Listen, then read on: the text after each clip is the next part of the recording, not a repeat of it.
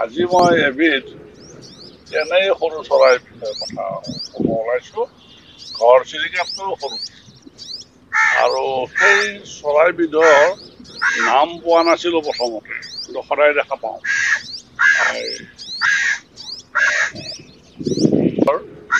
ইংৰাজী নামটো হ'ল পাৰ্পল ছানবাৰ্ড, আৰু এই পাৰ্পল মানে হ'ল বেঙুনীয়া। কিন্তু এই চৰাইটো দূৰৰ পৰা দেখিলে বেঙুনীয়া যেন নালাগে, ক'লা যেন লাগে। কিন্তু ক'লা চিক একদম, কিন্তু আচলতে ওচৰৰ পৰা দেখা পালে থাকে গাঢ় নীলাত ক'লাৰ তলে আৰু সেউজীয়াৰ তলে চিক বেঙুনী এনেকুৱাকে আমি পাওঁ। আৰু ঠোঁটটো ধেনুভিৰীয়া ভাল লগা, ফুলৰ ভিতৰত ঠোঁটটো সোমাই যায় ফুলৰ মাজত। আৰু দেউতাৰ কাষত সুন্দৰ হালধীয়া ৰং থাকে, আৰু অলপ সৰু সৰু হালধীয়া ৰং থাকে, আৰু ফলখন বেঙুনীয়া। আৰু মাতৃপক্ষীটো মানে পিঠিখনৰ ফালে মূৰ আৰু পিঠি জলপাই ৰঙৰ, আৰু তলফাল উজ্জ্বল হালধীয়া নহয়, মানে মাখন ৰঙীয়া হালধীয়া, আৰু বগা তল পেটটো বগা।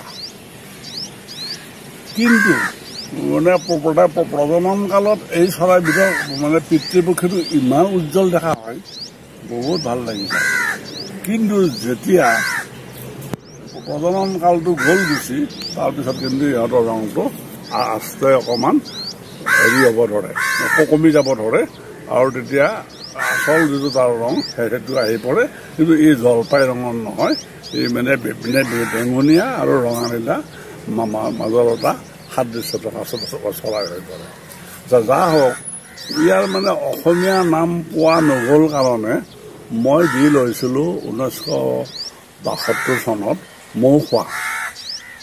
মানে মৌ খাই থাকে, ফুলৰ মৌ খাই থাকে, আৰু পোক পতংগ খাই থাকে কাৰণে, আৰু এই মৌমাখিটো সেইটো খায় বৰকে, গতিকে খাই কাৰণে মৌখোৱা নাম দিছিলোঁ। কিন্তু এদিন মোৰ পিতাই ক'লে কি, এই নহয় সেইটো নাম ভুল, ধুনীয়া নাম এটা আছে। বোলে কি, কলফুল থকা।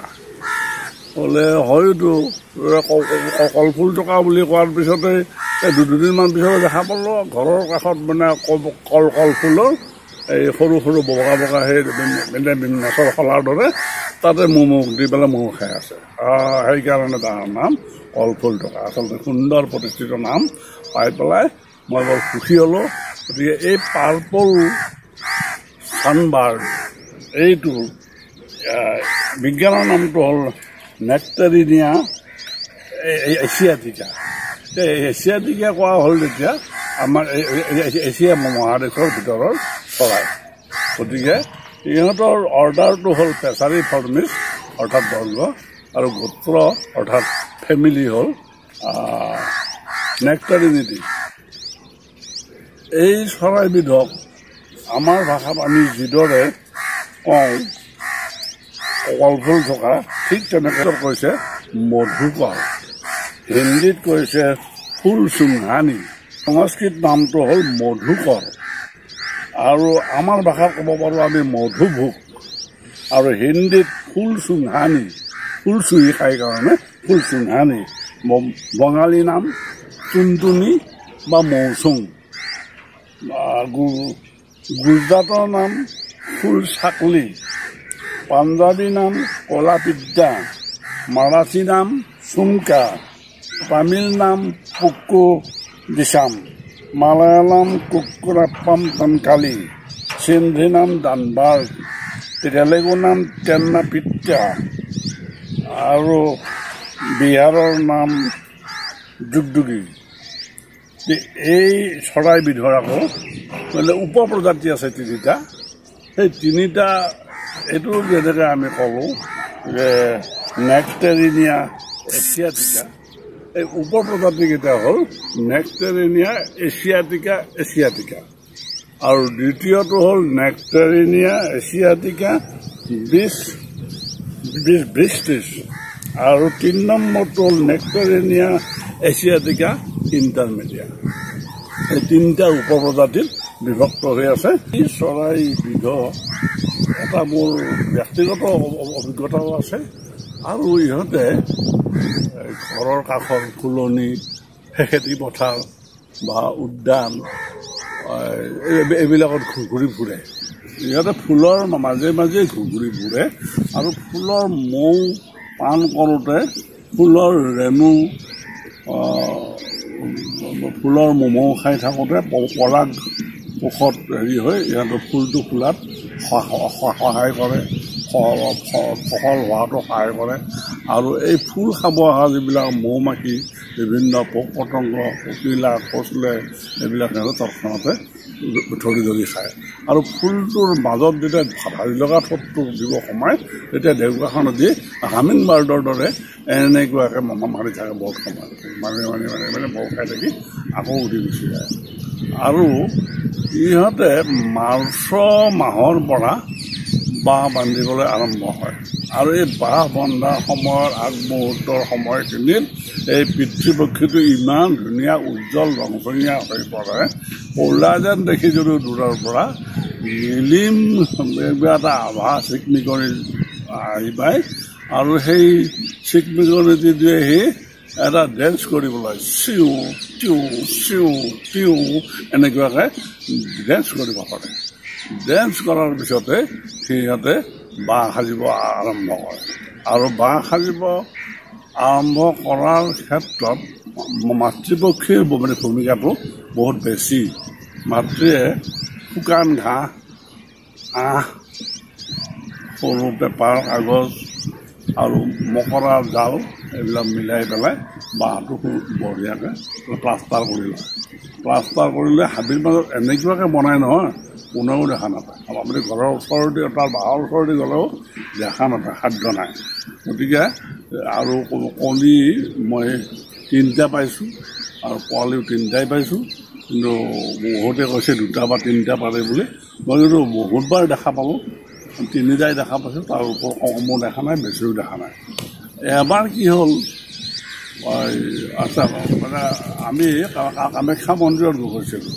কামাখ্যা মন্দিৰৰ পৰা আহোঁতে ফুলৰ মালাবিলাক আমি আমাৰ ঘৰৰ কাষৰ ফুলনিৰ গছত মই আঁৰি থৈ দিলোঁ।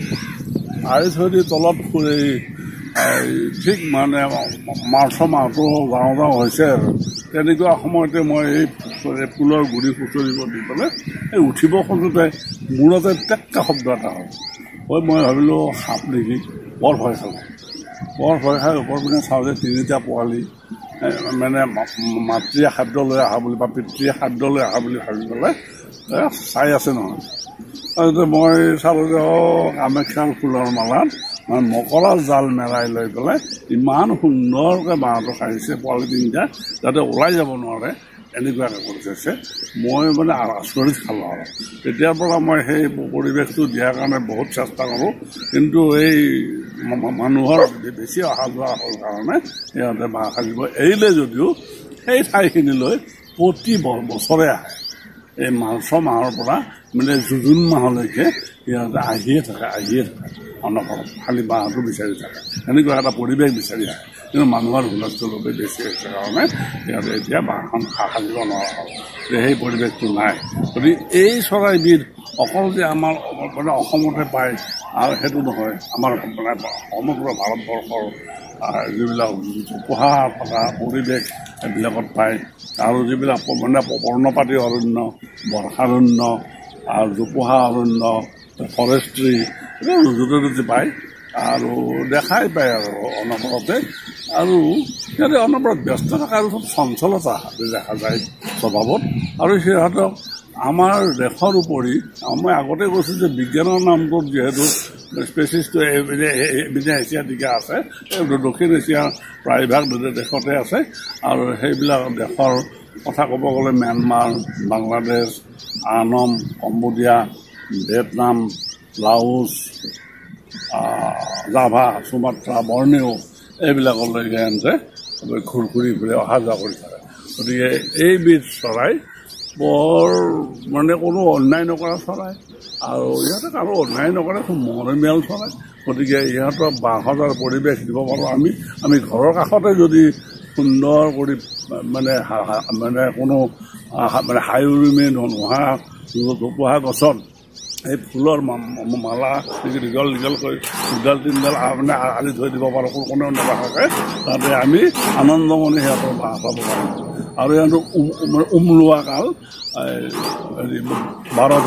12 দিনত ইহঁতে বংশ বৃদ্ধি কৰি উঠে গতিকে আজিলৈ ইমানতে এৰিলোঁ এইবিলাক মৰম লগা চৰাই আপোনালোকে যদি ঘৰত থাকি এই বাঁহটো চাব পাৰে তেনে এটা যুৱক ৰত্ন কৰাটো মই আশা কৰিম নমস্কাৰ